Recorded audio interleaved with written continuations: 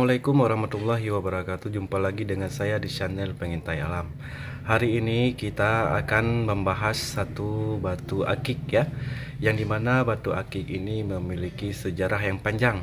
Oke, sekali lagi terus ikuti channel Pengintai Alam, karena kita akan mengupload video-video terbaru tentunya setiap hari ya kawan-kawan ya.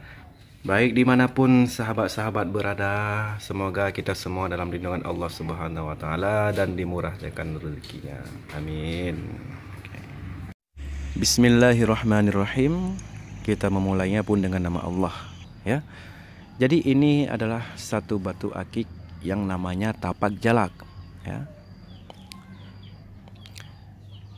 Yang dimana batu akik ini adalah satu peninggalan orang tua saya. Dan batu ini saya temukan pertama kalinya adalah di dalam laci yang tua ya. Di situ terlihat ada dua batu kawan-kawan. Dan saya pun mengambilnya yang ini karena saya tertarik. Dan di saat itu sedang tenar-tenarnya batu akik kawan-kawan.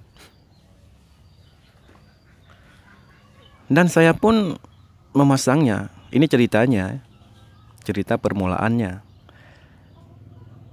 Dan saya pun nggak tahu kalau ini namanya batu akik tapak jalak.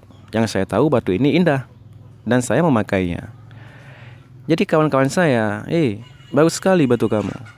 Coba saya lihat, begitu katanya. Saya pun kasih. Dia bilang ini tapak jalak. Nah, disitulah awal mulanya saya tahu nama ini batu akik tapak jalak. Dan semenjak saya pakai batu ini, saya menjadi tertarik dengan istilahnya batu akik ya. Jadi kita langsung saja pada intinya.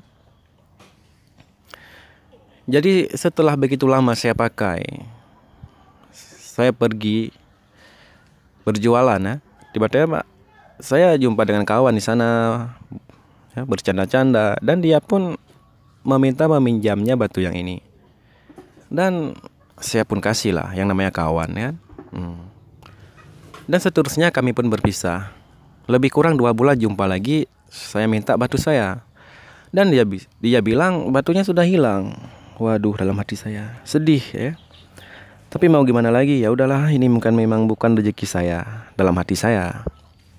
Oke. Dan setelah lama saya pun pulang kampung, pergi ke kampung dia, menjumpai kawan saya yang kebetulan satu kampung juga dengan dia. Saya duduk-duduk berbincang-bincang, tiba-tiba saja dia lewat depan saya, langsung saya panggil. Ya, dia pun menghampiri saya. Dan dia pun tidak bisa mengelak karena saya melihat langsung di tangan dia itu masih ada batu yang ini kawan-kawan. Tanpa menunggu lama, saya pun langsung memintanya. Saya pun nggak mempermasalahkan masalah hilang-hilang itu udah cerita lama ya. Yang penting batu ini sudah ada di tangan saya, gitu kawan-kawan. Jadi yang intinya permulaannya seperti ini ya.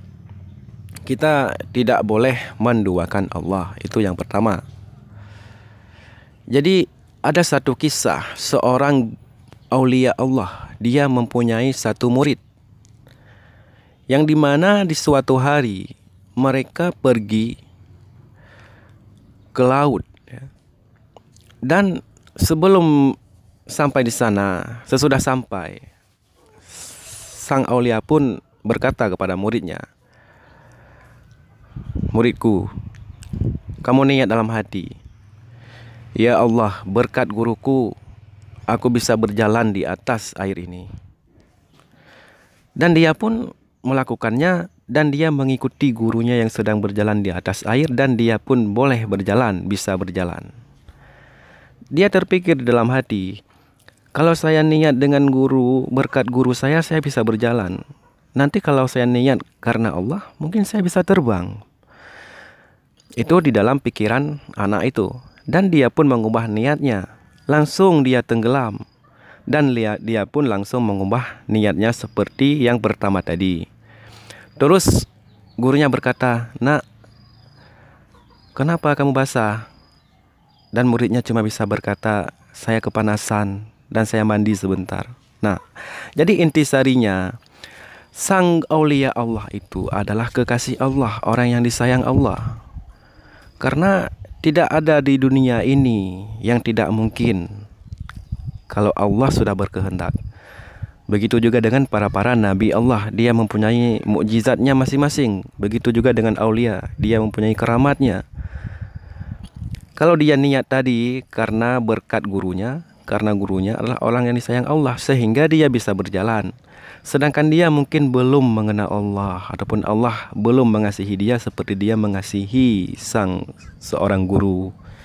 Itulah cerita pertama. Jadi intisarinya, kita jangan salah dalam mempercayai sesuatu benda. Jadi ceritanya batu ini. Jadi kawan-kawan, kejadiannya seperti ini ya, kisah batunya. Dan ini tanpa saya sadari dan tanpa saya tahu kodam dari batu ini ya. Jadi saya membeli satu permainan yang dijual ya, yang hadiahnya itu adalah berupa rokok ya. Dan saya pun memulainya. Saya membeli 2, itu harganya 1000 dapat 2, dan kita membukanya, kita lihat apakah kita dapat atau enggak. Dan setiap saya beli 1000 saya dapat 2, 1000 saya beli lagi kan 2, dapat 1. Beli lagi, saya dapat lagi kawan-kawan. Saya beli lagi, dapat lagi kawan-kawan. Dan saya nggak sadar ya, saya beli lagi, dapat lagi. Dan di malam itu saya banyak sekali kawan-kawan mendapatkan rokok. Sedangkan yang di samping saya, dia sudah menghabiskan uang sekitar 150.000. Dia belum dapat satu pun. Sampai-sampai saya berhenti. Kenapa saya berhenti? Karena saya kasihan melihat yang penjualnya ya. Karena setiap saya beli, setiap saya ambil, saya selalu mendapatkan hadiah 1. Saya ambil lagi, dapat lagi. Dan sampai beberapa hari kemudian, saya duduk-duduk, saya pikir-pikir, itulah baru teringat yang kawan-kawan saya bilang. Batu ini memiliki khasiat masing-masing. Jadi dia pun mencerita, oh rupanya ini dalam hati saya, begitu kawan-kawan ya. Jadi yang pertama, kita jangan salah mempercayai sesuatu benda, karena semua ini berkat Allah. Yang kita takutkan kalau batu ini jatuh kepada tangan-tangan yang tidak bisa bertanggung jawab ataupun salah mempergunakannya kawan-kawan. Ya, kisahnya seperti itu ya kawan-kawan ya. Karena batu ini banyak sekali kenangan ataupun ceritanya ya. Dan itu tadi salah satu yang saya ceritakan, dan masih banyak-banyak lagi yang ceritanya dia pernah hilang, namun dia dikembalikan lagi oleh yang mengambilnya. Entah karena kenapa atau apa, sehingga membuat dia mengembalikan batu ini kepada tempat yang dia ambil. Dan pernah juga saya mau menjualnya di saat saya nggak punya duit. Namun saya pun bermimpi yang bahwasanya intinya saya tidak boleh menjual batu ini. Dan saya pun tidak menjualnya lagi, karena kenapa? Itu pun sudah hampir terjual kawan-kawan. Dan pas bangunnya pagi-pagi langsung saya telepon dan saya tanya apakah sudah terjual. Dan ternyata belum, namun saya ucapkan alhamdulillah. Dan saya bilang sama dia, jangan jual lagi batunya. Dan banyaklah kisah-kisah tentang batu ini kawan-kawan ya. Terima kasih buat kawan-kawan saya semua. Jangan lupa like dan subscribe channel Pengintai Alam. Semoga kita semua selalu dalam lindungan Allah Subhanahu wa taala. Amin ya rabbal alamin. Assalamualaikum warahmatullahi wabarakatuh.